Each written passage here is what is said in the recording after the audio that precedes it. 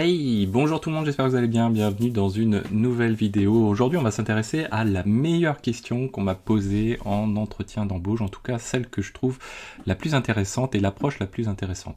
Après ça veut pas dire que les autres sont pas bonnes, ça veut dire que voilà, moi c'est quelque chose qui m'a plu et que je trouve extrêmement sympathique. Alors quelle a été cette question? Alors on me l'a posée plusieurs fois de manière assez différente, alors on me l'a pas posée beaucoup de fois, c'est ça qui est pour ça aussi que je fais cette vidéo là, pour donner un petit peu d'idées aux gens, mais on me l'a posée grosso modo 3 fois, je crois, quelque chose comme ça, de manière différente, sur des stacks un petit peu différentes, ou des cas de figure un petit peu différentes. La question, c'est laquelle? C'est bien tout simplement, décris-moi soit une infrastructure au dispo, ou décris-moi plus exactement quelque chose qui pourrait être comme banking. Alors je ne savais pas à l'époque ce qu'était exactement banking, on va dire un agrégateur de données d'un point de vue général en tout cas, peu importe le nom de l'outil en question, voilà. Donc ça c'est une question qui revient assez souvent, et pourquoi je trouve ça bien? Parce qu'on part de la page blanche, donc on me l'a fait à distance, alors je crois qu'on était pendant le Covid, donc on me l'a fait à distance, voilà, de ce mode-là, ce que vous voyez à l'écran, c'est-à-dire une page blanche, 3 personnes de l'autre côté, 2 ou 3 personnes, je sais plus trop bien, et voilà, on me pose la question, et on me dit, voilà, tu pars de ça. Dans un des cas de figure, on m'avait décrit l'infrastructure de base, alors c'était l'infra de la société en question un petit peu, il y a quelques années, et en me disant, voilà, tu as du budget, tu as des moyens, des ressources, comment tu fais pour passer de cet outil-là qui était à l'origine de la boîte, cette infra-là qui était à l'origine de la boîte, à quelque chose qui est scalable beaucoup plus et maintenable maintenant. Donc, il faut pas se mettre la pression, c'est une question généralement qui, quand on la pose côté recruteur, c'est plutôt pour amener des sujets de discussion et voir un petit peu les notions que ça peut apporter. Alors nous, on va se le faire très brièvement, vous allez comprendre pourquoi ça a un intérêt cette question-là. On se le refera peut-être dans d'autres cas de figure pour essayer de s'aborder quelques questions. Là, le but, c'est pas vraiment de rentrer dans le détail des choses, mais c'est vous montrer pourquoi c'est intéressant cette question-là et pourquoi je l'ai trouvé intéressante. Alors en gros, on a quoi? Donc on va partir de ce fameux agrégateur bancaire ou peu importe, un agrégateur de données qui processe de la data, et souvent on retrouve des briques assez similaires dans différentes sociétés où il y a des process, etc. Donc on a deux choses, alors on va se mettre un petit carré. On a d'un côté alors on va se le mettre ici plutôt, on a les utilisateurs, et oui, si on veut gagner de l'argent, il faut avoir des users, donc des utilisateurs, voilà, on se le met en XL, parce qu'ils sont vraiment super importants, parce que sinon la société elle marche juste pas. Voilà, donc on a des utilisateurs, et de l'autre côté, on a quoi? On a différentes sources de données. Donc comme on est un agrégateur, les sources de données peuvent être variées. Là en l'occurrence, donc la société en question, c'était plus de l'API, me semble-t-il, mais on pourrait avoir des scrappers, des crawlers, différents types de sources d'informations finalement. Peu importe. Je dirais, ce qui compte, c'est plus le raisonnement derrière tout ça. Après, mon raisonnement n'est pas forcément bon, et d'ailleurs, commentez pour compléter ce raisonnement, faites-vous plaisir. Donc là, le but, c'est, nous, voilà, on est, et je dirais, ça c'est, alors ça, il faudra qu'on y revienne une autre fois, mais on est dans beaucoup de choses dans la vie sont process. C'est-à-dire que on a un input, un output, et au milieu, il y a nous. Donc soit une société, soit individuellement une personne, on fait quelque chose. Et donc on est la machine qui processe, soit de manière automatique, soit juste avec le peu de ressources qu'on a, on fait quelque chose. Donc là, c'est exactement ce principe-là. Et donc, entre les deux, on va avoir quelque chose à réaliser. Alors si on part du modèle ultra simple, qu'est-ce qu'il me faut? Il me faut, d'un côté, on va avoir des utilisateurs, donc on va leur fournir un front, donc quelque chose qui va leur répondre à leurs besoins finalement. Donc un front assez directement. Alors on va écrire un peu plus petit parce que là sinon si je veux relativement mettre un peu de choses, on va être un petit peu bousculé, et on va se le mettre ici. Donc admettons on est un front, on va virer aussi ça au passage, voilà. On a un front qui permet de répondre à nos utilisateurs. Ok. Ce front, lui, donc quoi, il permet de répondre et il permet de prendre aussi le besoin de l'utilisateur. En l'occurrence, si on est sur un agrégateur, on va prendre des références de compte, ce genre de choses, donc tout ça, il faut qu'on le stocke quelque part. Donc on va avoir une base de données et on va partir sur la base de données qui est facile relativement à utiliser au tout début parce que voilà, d'un point de vue maintenance, etc., c'est relativement facile, on se pose pas trop de questions, tout va bien. Donc on part sur du modèle de base de données, on va dire SQL un petit peu classique. On va se le mettre ici, voilà. Donc là, c'est notre front et ça marche, on va dire, dans les deux sens en l'état. Donc ça marche dans les deux sens. Est-ce que je peux faire, voilà, hop, voilà, comme ceci, dans les deux sens. C'est-à-dire que mon utilisateur va renseigner quelque chose dans ce front qui va enregistrer dans ma base de données, et vice-versa, c'est-à-dire que je vais avoir à un moment donné quelque chose qui va me permettre de récupérer des éléments de mes sources, à partir de des comptes que je souhaite récupérer et agréger l'utilisateur, et je vais les remettre dans ma base de données, et du coup je vais renseigner, fournir l'information agrégée, et éventuellement des calculs, etc., à mon utilisateur. Donc du coup on va avoir un back qui va être assez simple. Ça va être son but, ça va être de crawler des API, donc on va dire un crawler d'API. Ok, ici. Donc son but, lui, c'est assez simple, ça va être également dans les deux sens, en l'état. Ça va être d'une part de récupérer pour les comptes donnés pour quel utilisateur je vais crawler quelle source. Et puis, il va aller récupérer, bien sûr, les sources en question et les informations en question, donc de compte, etc., ce que l'on veut adapter au business en question. Donc ça, c'est pas mal. C'est un début, on commence une boîte, on est en mode startup, on a très peu d'utilisateurs, et donc ça se passe plutôt bien, on n'a pas de problématique. Ensuite, bien sûr, on va avoir de plus en plus d'utilisateurs, éventuellement de plus en plus de sources, et donc du coup, on va avoir besoin de renforcer un petit peu notre travail, les équipes augmentent, et on peut plus se permettre, donc on est en production, on fait payer à nos clients des choses, on s'engage sur un service. Donc du coup, on a besoin d'avoir une certaine disponibilité des choses, et répondre à, on va dire, à une certaine charge donnée. Donc là, on va avoir plusieurs choses qui vont nous permettre d'évoluer et à différents degrés. Donc première chose, on peut se dire, voilà, moi en l'occurrence, tout reposer sur le SQL qui est là, d'un point de vue maintenance, c'est pas forcément terrible, et ça correspond pas forcément, si je regarde finement ce que je peux faire avec du SQL finalement, qui est le côté acide, formellement, si j'ai besoin de performance, notamment d'écriture, je vais pas forcément m'y retrouver complètement, et peut-être qu'une base de données NoSQL sera, en tout cas je vais pouvoir splitter un petit peu les rôles, et sera plus adaptée avec le CAP-CORM et la capacité, de forte capacité d'écriture. Donc là, on va potentiellement évoluer. Donc du coup, qu'est-ce qui va se passer? On va garder notre SQL qui est là. Le SQL, lui, on va le passer du coup en mode, alors je ne me trompe pas de côté, pas de chance, c'est forcément l'autre côté. Donc le SQL, lui, ce qui va permettre, c'est, donc on va toujours le renseigner à partir de nos users, on va être plutôt en mode unique, même si la data peut être mise à jour, hein, bien sûr, mais nos utilisateurs vont continuer à renseigner notre SQL. Là, pourquoi on garde ce côté acide? Parce qu'on veut quelque chose qui soit garanti. Si l'utilisateur qui est de ce côté-là rentre quelque chose, je veux à tout prix que ce qu'il est rentré, ce soit valide, vérifié, consistant, et que ça réponde à mon modèle de base de données, c'est-à-dire que si j'ai un utilisateur qui existe, si je veux que une data source existe par exemple, il faut qu'elle repose sur un utilisateur, sinon c'est pas la peine qu'elle existe, etc. Donc des choses un peu en cascade, donc on se retrouve avec du relationnel, et donc du coup on s'y retrouve beaucoup mieux, mais par contre on a moins besoin de performance sur ce côté-là, puisque les utilisateurs, on arrive à gérer les choses, en tout cas à ce stade-là.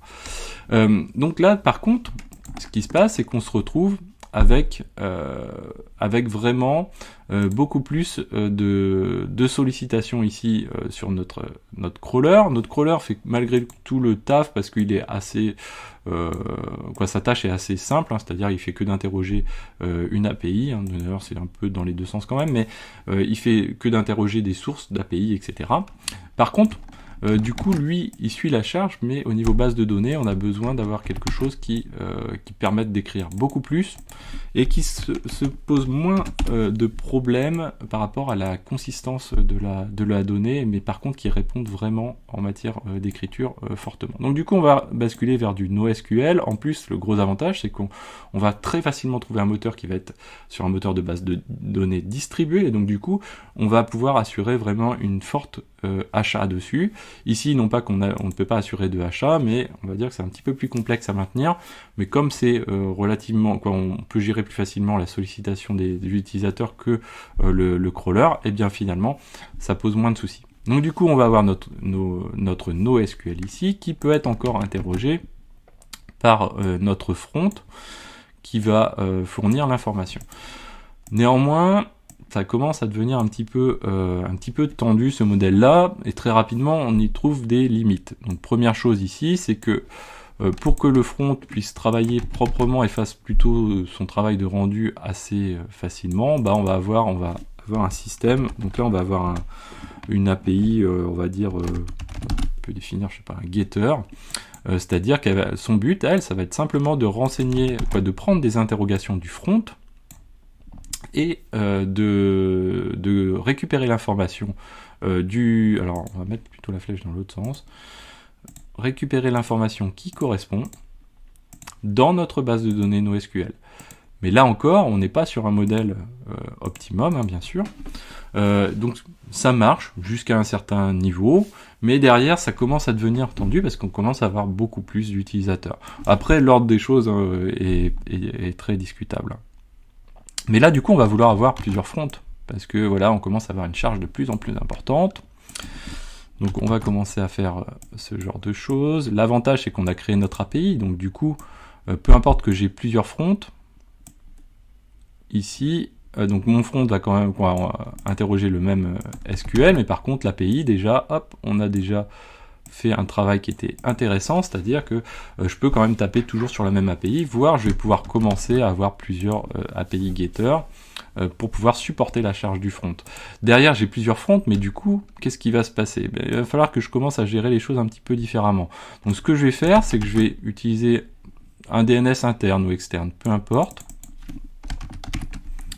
ici, et ce DNS, qu'est-ce qu'il va me permettre de faire? Alors bien sûr redonder, etc. C'est pour ça que je vous dis soit interne, soit externe. Et il va permettre d'avoir des reverse proxy en frontal qui vont faire en même temps load balancer. Donc on va dire des load balancer, reverse proxy. Ils font tous à peu près ce taf-là qui est relativement simple. On va déplacer légèrement ici, voilà, comme ceci les choses. Voilà, je me doutais que ça allait être tendu, mais voilà, c'est un petit peu juste. Donc on a notre DNS, et du coup nos utilisateurs, grâce à ce DNS là, qu'est-ce qu'ils ont? Ils ont le choix d'atterrir sur un LB ou un autre. Ces LB, eux, font du tir croisé, hein, truc classique d'un LB, c'est-à-dire que, hop, voilà, on va avoir comme ceci, et puis on va avoir également dans l'autre sens, c'est-à-dire comme ceci. Et donc si je perds un LB, alors soit on est en actif-actif, soit on est en actif-passif, peu importe à ce stade-là. Et l'avantage, c'est que si j'en perds un, j'ai pas de souci. Si je perds un des fronts, j'ai pas de souci non plus, puisque je continue quand même à avoir un service minimum qui retourne l'information. Là, j'ai plusieurs API. Si j'en perds un ou l'autre, j'ai pas de souci. Ici, je vais avoir un process de master-slave. Si j'en perds un ou deux, un sur l'autre, j'ai pas trop de soucis, mais c'est un petit peu tendu. NoSQL, si je perds des serveurs, j'ai pas trop de soucis si je gère bien le truc.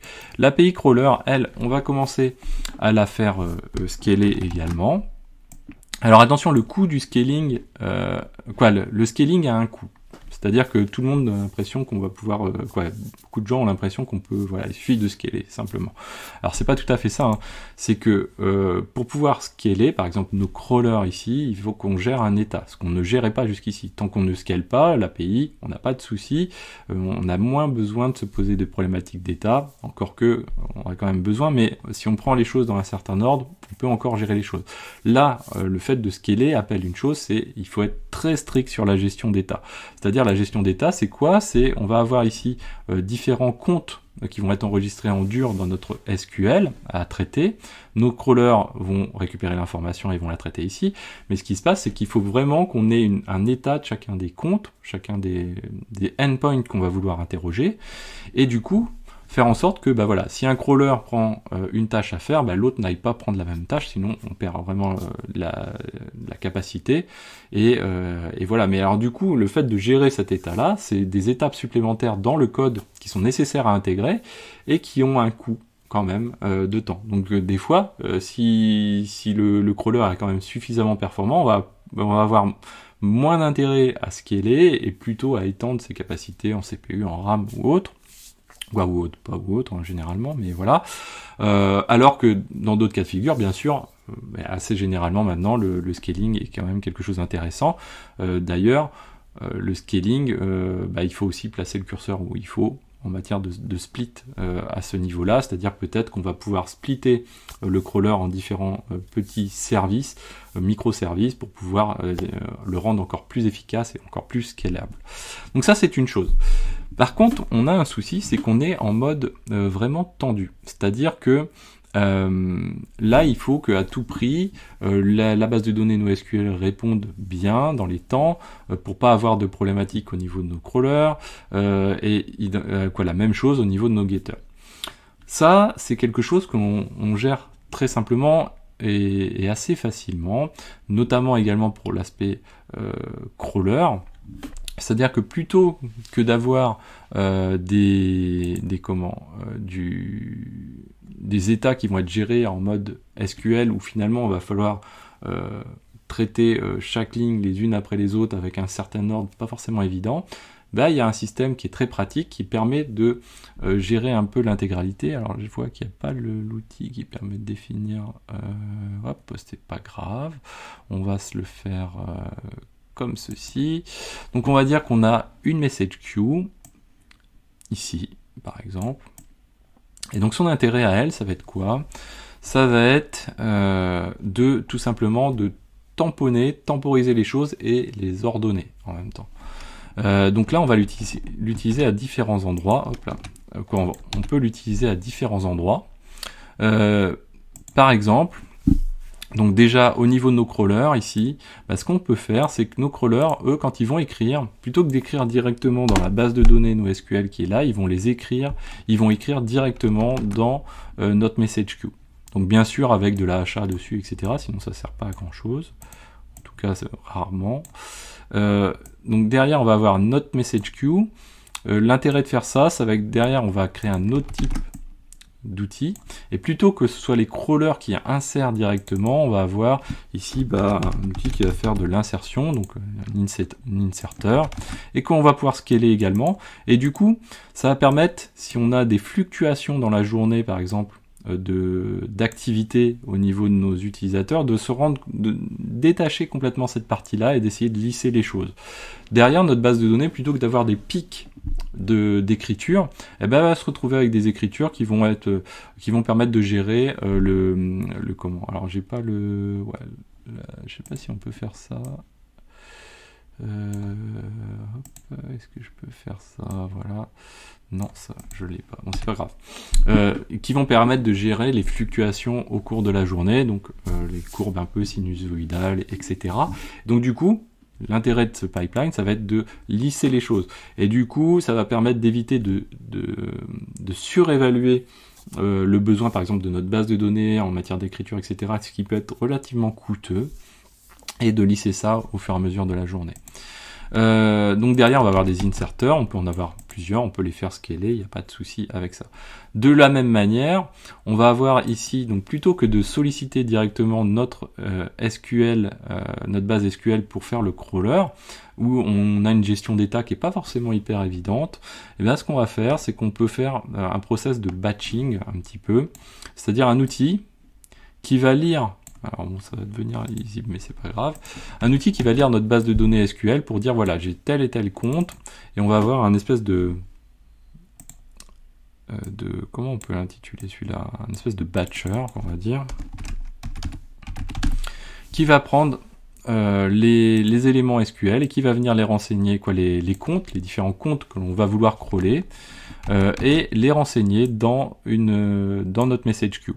Et l'avantage, c'est que cette message queue, du coup, on va pouvoir venir l'interroger par nos API qui sont au-dessus. Et du coup, les API n'ont plus besoin de cette fonction intelligente. Donc là, on va faire remonter. Hop, mais c'est en lien avec la flèche qui est là. Mais du coup, nos API ici n'ont plus besoin de cette fonction intelligente qui était dans le code de pouvoir lire l'état, est-ce que c'est fait ou pas, puisqu'en fait on est en mode message queue, donc il faut voir ça comme des messages qui se suivent les uns après les autres, et donc on les consomme au fur et à mesure, et donc du coup nos crawlers, on peut sortir cette fonction qui est l'analyse d'état finalement dans le crawler, ça allège cette partie-là, et ça permet de renforcer le scaling, donc là on va pouvoir scaler vraiment sans plus trop se poser de questions et y aller franco, quoi. Donc ça c'est une autre chose qui est très importante. En parallèle, voilà, bien sûr, on a des sources qui augmentent, différentes sources, etc. Hop. Alors derrière viennent d'autres problématiques, hein. À ce niveau-là, par exemple, on peut se retrouver avec du rate limiting, par exemple sur les API. Donc il va falloir adapter les crawlers, peut-être des spécificités des crawlers, peut-être que dans le batcher ici, on va rajouter une couche d'intelligence qui va être de dire, en fonction de la data source que j'ai identifiée, dans le message, je vais rajouter quelque chose pour identifier permettre un élément qui va permettre de s'adapter au rate limiting et faire en sorte que mon API, mon crawler ici, n'aille pas surcharger l'API en question en face. Donc voilà un petit peu les choses. Qu'est-ce que l'on peut rajouter d'autre là-dessus? On pourrait rajouter du cache, c'est-à-dire du cache en frontal pour la partie statique de nos utilisateurs. En l'occurrence, ça vient quand on est vraiment sur un degré de très forte utilisation. Donc on n'a pas toujours besoin aussitôt pour du statique ici. Par contre, du cache en matière de réponse de notre data ici, ça peut être quelque chose qui est intéressant parce que là, on va gagner beaucoup en performance pour le coup. Donc c'est à ce niveau-là, au niveau entre l'API et les NoSQL, où on peut intégrer ce genre de choses. Voilà un petit peu, donc pourquoi c'est intéressant cette question. Là c'est un cas de figure, c'est partiel ce que je vous montre. Derrière, donc on pourrait aussi intégrer de l'anti-DDoS, on pourrait intégrer beaucoup plus d'éléments de sécurité. Bien sûr, il y a tout le monitoring et tout élément qui est là doit être monitoré. Donc il nous faut une stack de monitoring. L'idéal c'est d'avoir aussi une stack de centralisation de log pour récupérer des informations, etc. Donc voilà, ça c'est quelque chose qui est intéressant. La centralisation de log peut derrière nous permettre de faire d'autres traitements en parallèle au niveau par exemple d'autres types d'API et de servir à partir de ça des informations à nos clients également, en fonction par exemple de lui dire voilà quand est-ce qu'il s'est connecté la dernière fois, des petits éléments qui vont apporter du confort dans l'interface graphique du client. Voilà, donc j'espère que cette vidéo vous a plu, n'hésitez pas à la partager, à mettre des pouces bleus, à commenter, dites-moi vous, voilà, si vous avez déjà rencontré ce type d'entretien. Là je vous ai fait quelque chose un petit peu rapide, il y a plein d'imperfections dedans. J'en suis conscient, mais voilà, c'est pour vous jeter un petit peu un exemple comme ça. J'espère que cette vidéo vous a plu, n'hésitez pas à cliquer sur rejoindre si vous voulez soutenir la chaîne, mettre des pouces bleus, commenter, parlez-en autour de vous, cliquez sur s'abonner, et moi je vous dis à très bientôt sur Xavki. Ciao!